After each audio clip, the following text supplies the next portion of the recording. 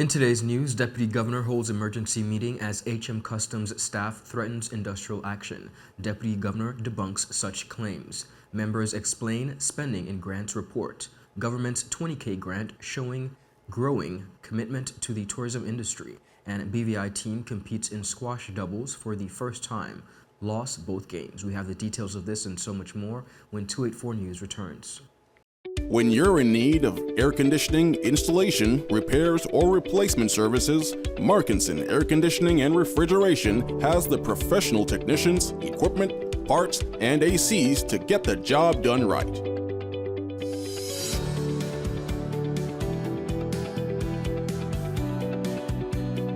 Markinson Air Conditioning and Refrigeration carries top brands like Daikin,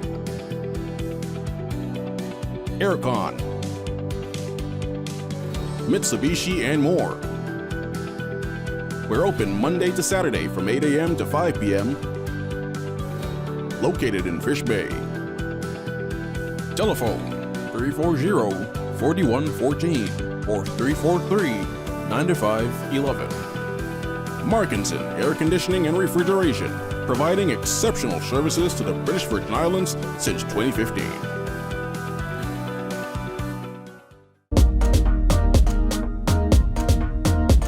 So tonight, I am an international musician and also a bandman. Let's go behind the scenes.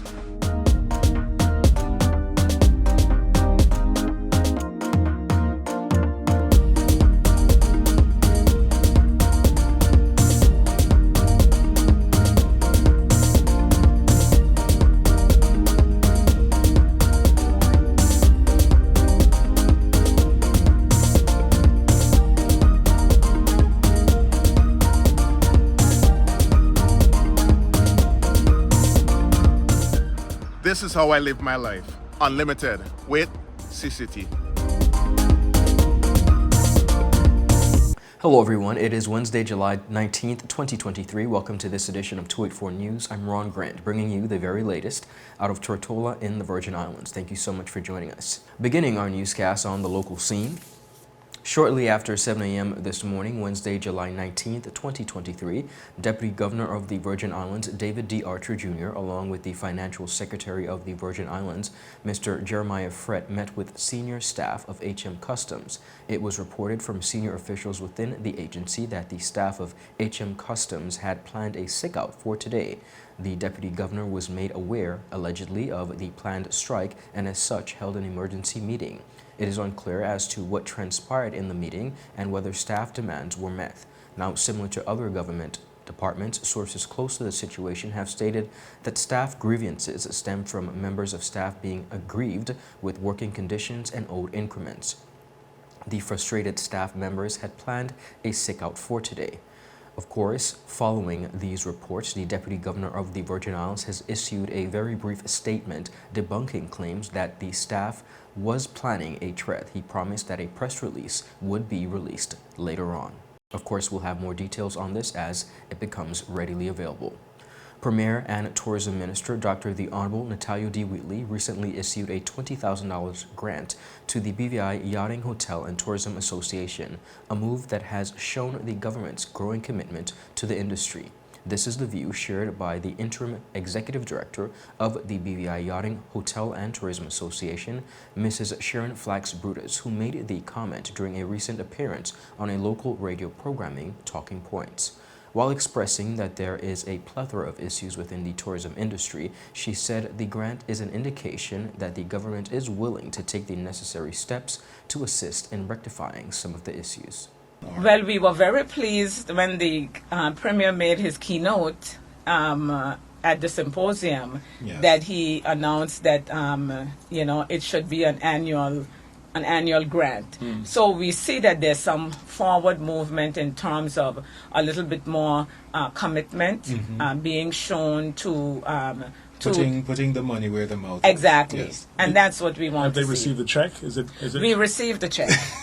We received the first check. So that's excellent. I have to say that is... And we kudos think to that contribution is one of the worthy contributions. Indeed. Yes, most definitely. And, I do have to say that there is a lot of work to do, even in terms of collaboration and communication. But the Premier hears from me whether he wants to hear from me or not. Right. And I do have to say that he responds. He acknowledges either my calls or my messages. I tend to be the type of person who gives advice, whether solicited or not. Yeah, right. And then I move on. Flax Brutus also said that persons are often clueless about what it takes to have a prosperous tourism industry. She said there is a need to educate people on how the tourism industry works. Because I find that a lot of us are in the BVI where tourism is really the most important thing. It intersects. But a lot of us don't really know fully how the industry works. What does it really take and what does it cost to market the destination? Why is it that we have to travel? Why is it that, the tourist board has to do the shows? Why is it that we're fussing about roads and docks and the water, Yeah. electricity? Today was a perfect example. Storm. Perfect storm. I think. Unfortunately, especially for us in Virgin Gorda, yes, there was quite a big electrical outage in the entire BVI. It didn't, it's very warm, warmer than usual. Right. Some properties have generators, others don't.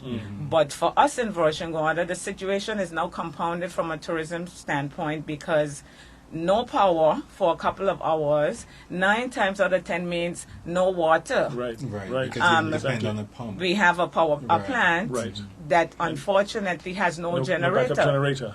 So something as it may seem, simple, but there are domino effects. Of all of that. The director also explained the purpose of her association, which she said is to have a collective voice for the industry as a means to develop the sector in the right direction. We're here to bring attention to some of the things that persons don't ordinarily think about. We want to have a collective voice for the industry with their support, because if I make a lot of noise to, the Premier, I'm just one voice. You're just one But person, if yeah. collectively we have an organization that encompasses, 100, 200, 300 businesses within the community, that should carry some weight. it should Yeah. should And carry get some attention. yes, Yeah, get some attention. and Of course. and sometimes that's all it is that the industry wants, because at the end of the day, some of us may have different ways of getting to the objective of filling the beds, filling the yachts, being the top destination. But sometimes if it is that you're working in a vacuum without the knowledge and the information that the industry can provide to you to be able to make plans, then we're all over the place. Viewers, up next we have more local news. We'll be right back after a quick commercial break.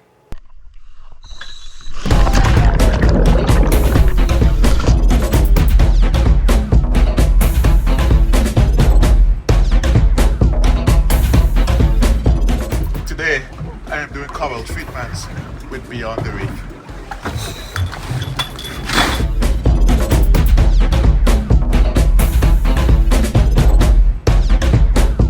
Today, we are doing shark research.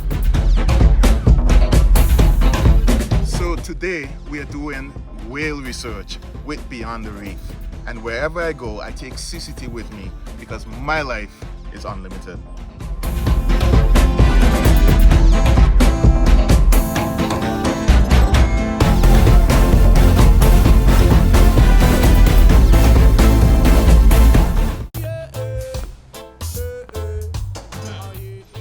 Father Jesus, that line you long like church service.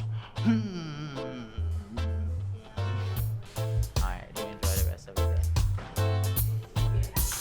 Next customer line, please. Wait, hold on a second. Yes, Sonny boy, come, yes. Good morning. Good morning, Sonny boy. Hold on there. You must have cut fun topic. It's okay, I'll take care of it. What? No man, to take care of me. I assist you?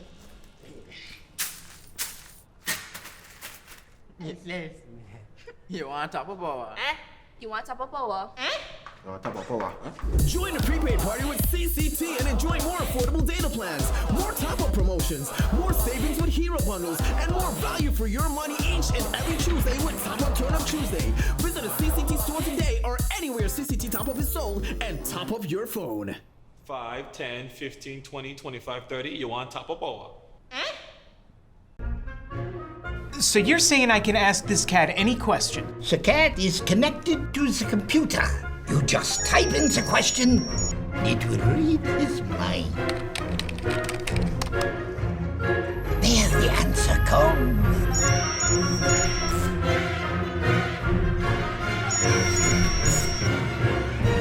You're the man! I've been looking for this for weeks. Welcome back, everyone, and thank you so much for sticking with us. Continuing on local news, during the most recent sitting of the House of Assembly of the Virgin Islands, members debated the contents of the report on the examination of the House of Assembly's COVID-19 assistance grants, which was laid in the House by Premier Dr. the Honorable Natalio D. Wheatley. Now, the debate was notably dominated by members of the House who were named within the document, many accused of breaching the terms which guided the distribution of the relevant funds. As previously reported, several of the members were criticized, and they also criticized the report themselves for, and I quote, lacking context, and argued that the manner in which the information was presented in the report spoke to the prejudice that politicians are corrupt or stealing from the public purse. Today, we explore their explanations for the spending documented in the report. In the order of which they rose to address the House, we begin with the representative for the 2nd District, the Honorable Melvin Mitch Turnbull.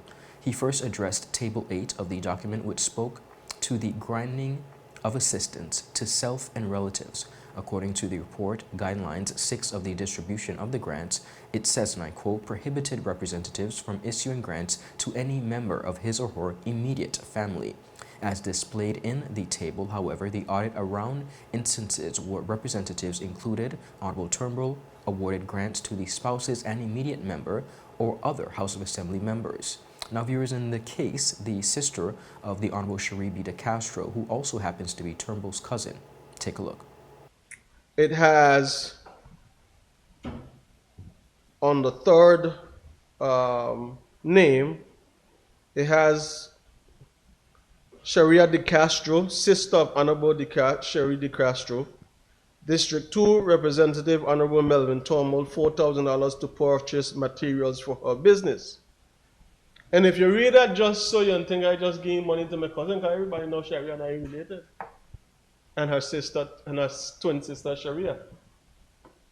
But what it doesn't state, Madam Speaker, and it doesn't list out, is that all documentation which was required was submitted by myself, because this request by Ms.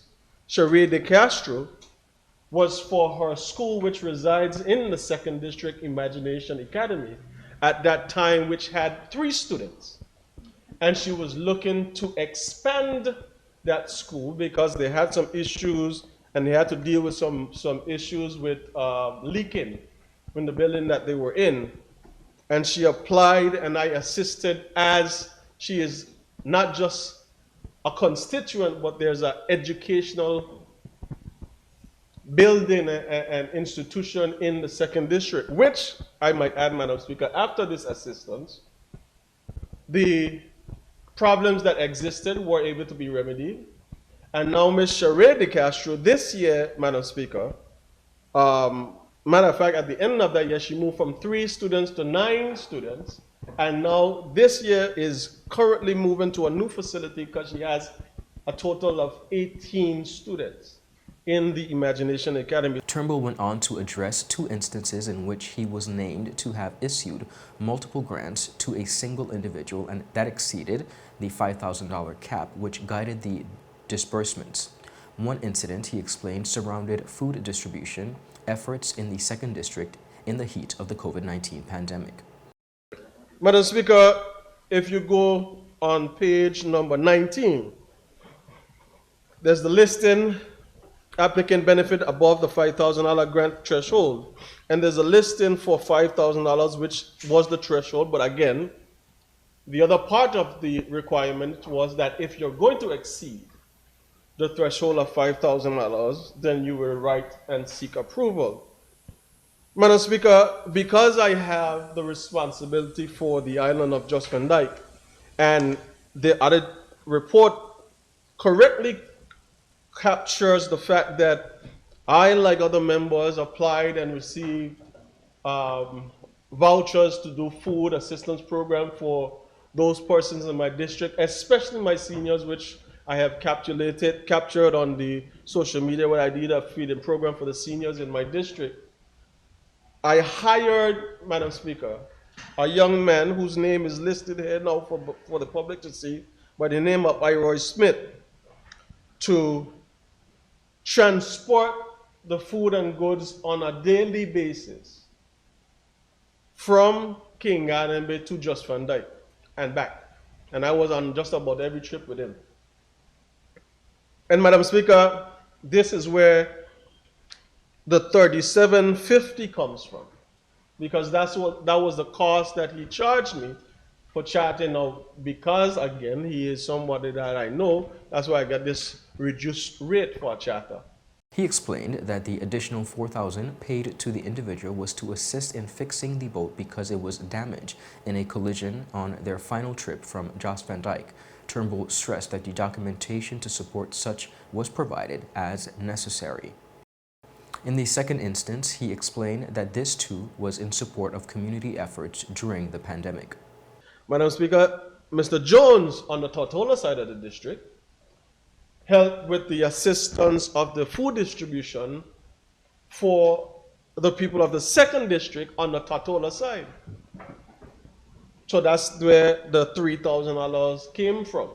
The second payment, he said, was made for the use of a truck for a cleanup initiative which targeted residents in the senior district of District 2. Representative for the 3rd District, the Honorable Julian Fraser, was next to take the mic, in addition to providing context for what was reported as a $10,000 grant. Fraser challenged the Auditor General's methodology by stating that while the grant was approved, it was never used. The reason I'm focusing on that one, Madam Speaker, the others is done. The reason I'm focusing on this one is that, yes, indeed, Marilyn made an application to me for assistance. I think every member of the House knew her situation. It was a dire situation and she was in need of medical assistance. I did indeed forward that application, and a check was issued for $10,000. Madam Speaker, the check was issued to the service provider, not to Marilyn Marquis. The conditions under which the check would be received by the service provider was that Marilyn had to approve the check, approve the payment on her behalf. And that's what the service provider told me. They contacted her, and she was supposed to approve the payment on her behalf. For some reason, that approval was never granted. It never materialized. And the check, Madam Speaker, was paid back into the Treasury. Marilyn never received the benefit of this check, neither directly or on her behalf. So this particular entry is troublesome. Fraser went on to note that all the grants had to go through the approval process on the members had little influence on. As far as the approval by the Financial Secretary was concerned, that was not something that I had, that was not my responsibility, Madam Speaker. I had no access to the Financial Secretary. We would make our applications, submit them, and they would get approval or deny rejection, whatever the case may be. That's what happened with that. Honorable Kai Reimer, representative for the 5th District, rose briefly to explain the circumstances surrounding what the report named as a total payment of $6,700 to a single individual. Within the report, it would show that I I went beyond the 5,000 for one applicant, but Madam Speaker, I just want to bring a little context to that because that applicant did apply and they received the highest margin for the 5,000. But that person, Madam Speaker, may her soul be at peace because that person have passed away. But she was actually the one working at one of the locations, and it was added on her salary for the 2 months while we operated from we operated from 6th of July to the 30th of August, and her salary was $1,700. So the $1,700 added to the grant that she received surpassed the $5,000. So I presume that the work that was done was all tallied into the assistant grant program. Representative for the 9th Electoral District, the Honorable Vincent O. Wheatley, was next. Item 57 of the report highlighted a bush cutting grant valued at $9,856 awarded in his district. The report noted that while the objective of the project was reported to the Financial Secretary for approval as, and I quote, to employ some young people as well as stimulate the people of the 9th District financially, there was no record of how many persons would be engaged in the initiative. Additionally, all of the money was paid to a single individual. Wheatley began by addressing this incident. But that one particular one that our general jump on was almost a 10,000 one. And I recall exactly what that was for. It took me a little while. I'd hired a group of young men to clean the road from the water plant in Virginia to the bond in Northside. The only advice I got was that the check must go to one person and have the one person hire a number of persons. And the person did. And Madam Speaker, anybody reading this report and seeing that one person named there would think that person made all the money. But that was the advice given. You can get a gang of persons, yes, but a check can only go in one name, and he must pay whoever he chooses to hire for that job. And he hired a number of persons, As a matter of fact, he whose name is check went in got the least amount of money because he was in charge of the project, and he felt bad that the young men weren't making enough money for the job. It was a big job, and it wasn't that much money. And persons looking at this report and seeing his name there might be thinking, oh, wow, that's his neighbor or whatever. He got a lump sum, and it doesn't say what it was for. Wheatley went on to speak on the issue of third-party payments. It was encouraged that in the instances where persons sought assistance for payment of rent and billing, for example, that these payments be made directly to their creditor, such as a landlord and utility companies on their behalf. Several members, including Wheatley, were reported to have made the majority of their payments directly to individuals seeking assistance, rather than the aforementioned route. He explained why, in this experience, this was necessary. And they make a big deal of first party versus third party. But Madam Speaker, here's a little funny one. I own some apartments, and one of my tenants did apply for some relief for his rent.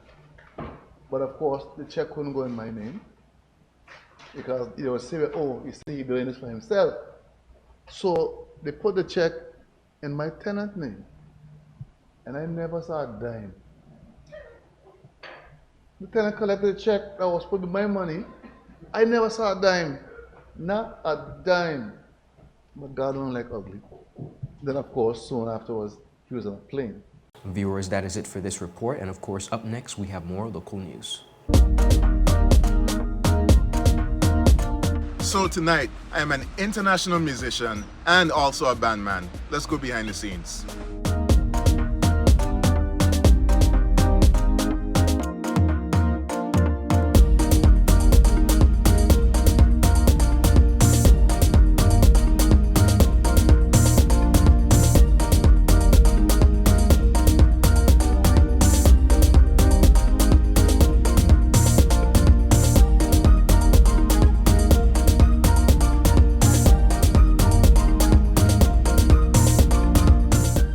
This is how I live my life. Unlimited with CCT.